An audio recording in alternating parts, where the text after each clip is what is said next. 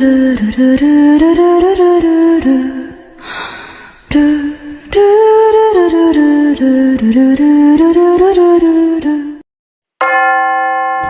Sindangan ay kilala bilang fish capital ng Zamboanga del Norte. Hango ang pangalan nito sa isdang indangan na noon ay sagana sa katubigan ng bayan. Ngunit higit pa sa mga yamang dagat at pagkakakilanlang taglay ng Sindangan ngayon, may isang kwentong mas nauna pa rito. Ang mga Subani, na unang namuhay sa lupain ito. Sila ang mga unang tagapag-ingat ng kultura, tradisyon at kasaysayan. At sa mundong patuloy na nagbabago, paano nga ba nila nagpapangalagahan ang kanilang pagkakakilanlan? Ngayon, ating alamin, usisain at pakinggan ang kanilang kwento. Napili namin makapanayam ang anak ni Maong si Dato Taghilan, isang dato na kilala at naaalala pa rin dahil sa kanyang kabutihan at mabuting pamumuno. Dahil dito, ipinangalan sa kanya ang barangay Dato Taghilan na minsay karugtong ng barangay kung saan siya nakatira noon, ang barangay Mandi. Ako si Lulong, ang Lulong ang aking nickname. Marcelo Andos, anak ni Kanhi Dato Taghilan Andos. So, Kanhi sa barangay konsihal dito sa Mandi, ito na barangay captain, after 18 years old. Ni-retire na ko sa politika. Sa kadugo sa Subanan, Lora akong inahan na nagapilido Limbang. Pagkang akong amahan, yung isang Subanan. Ako nagkikaingon si Dato Taghilan Andos.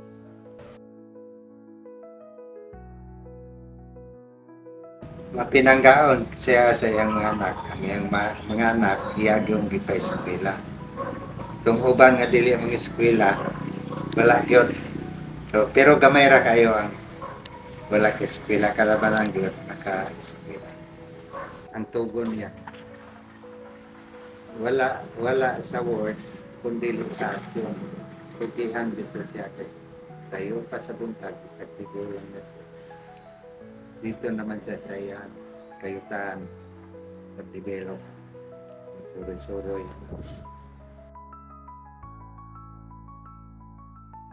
Si Dato Taghilan, mapinanggaon sa iyang mga anak, masinabuton sa iyang mga katribo. Maayo siyang pagka-leader. Pero, isog po. Kay sa mga dayo nga buot mo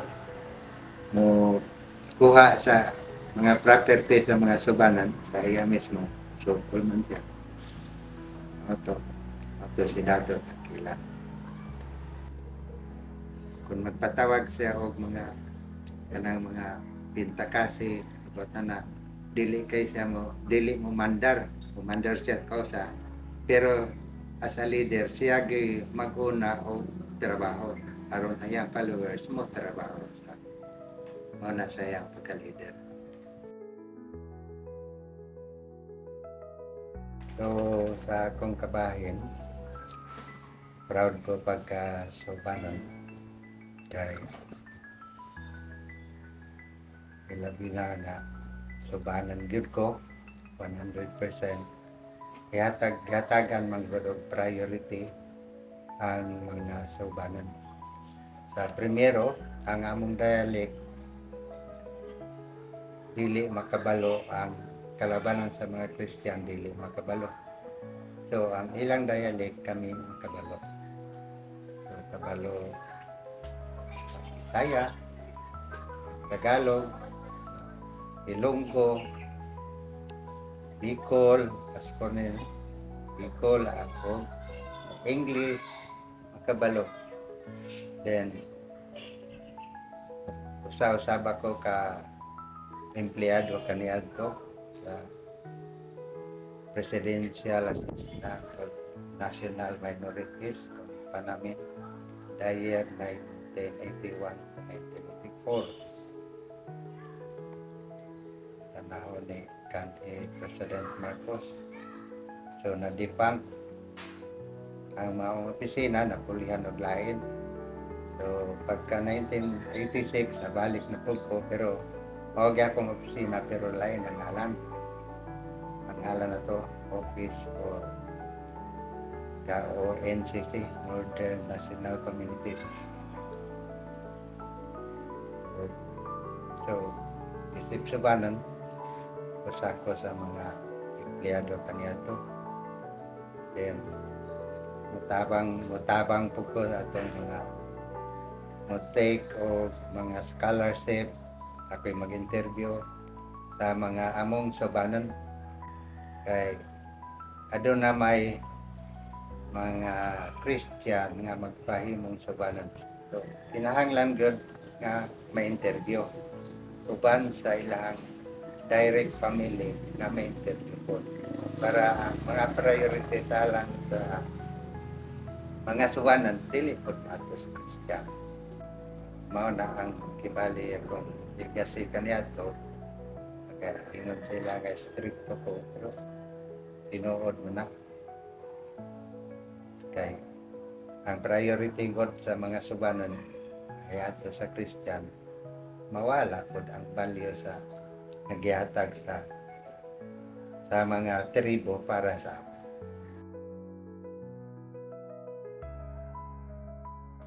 So ang karon sa pagkakaron kay wala na may mga lasang ang gubunon, kanang pananglitan na Virgin Forest wala naman. Nagya po ritual din sa Basakan. Before ka mag-ani, mo nay giingon nga nay ritual gyapon nga bakti before mag-ani. Then after mag-ani kay mo nang mag-ritual gyapon og pasangho with bata na mo nay ritual nga dala ang pagbunyag sa usa ka bata nga gamay sa subanan. Pasangho with bata. Then after ana nga pasangho na po'y ritual nga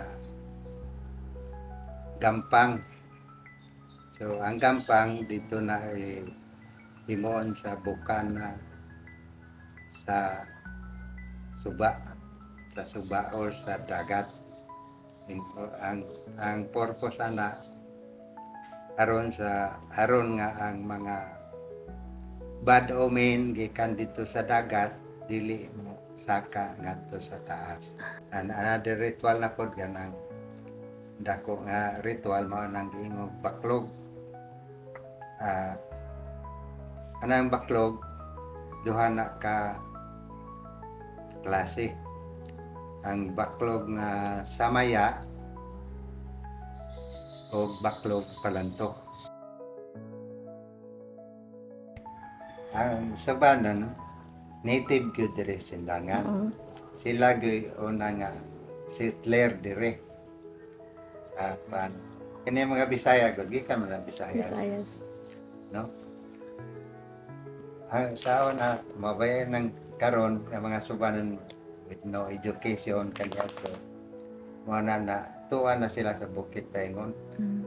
Kaya ang ilahang pwesto din sa Patag, ang uban di pa may luan og tabako, may luan og asin. So, para gud sa ila dako kay miyuta aton punta dito sa ibog punta. Ang uban na sab pero disit nga magipuyan nila ng mga lugar nya sila kabalo nga kinahanglan pa di ay ang buhisan, tax declaration o patituluhan. Wala man basta trabaho ra, tingala sila nga ipapahawa naman sila. Papahawa na sila kay wala sila papel. Una nga Bisaya nakaangkon. Akong mensahe unta katong mga subanan nga mga batanon dili sila maulaw nga musulti sa nga musulti sa ilang kaugalingong dialect kanang Subanan dialect, dili sila maulaw. Be proud of it, no? Kay sumala pa sa akong gikaingon na balo man ta mag Bisaya, Tagalog, English, no? So be proud to be Subanan. Dili sila maulaw. Magtuon gyud mo o istorya sa Subanan kay bisag adto pa ta sa Amerika puyo, dili gid mahimo nga atong dugo mahimo Amerikano. Ang dili dito gid ta sa atong native nga sinugdanan nga mao atong pagkasubanan. Ako mensahe alang sa mga kaparehan ako edad no bata-bata ako nga tutuin ninyo yung mga anak, mga apo sa atong kultura, labi na sa atong pimatasan. Ayaw mo kaulaw, i-encourage ninyo sila nga dili sila maulaw nga kita Subanan. Be proud of it.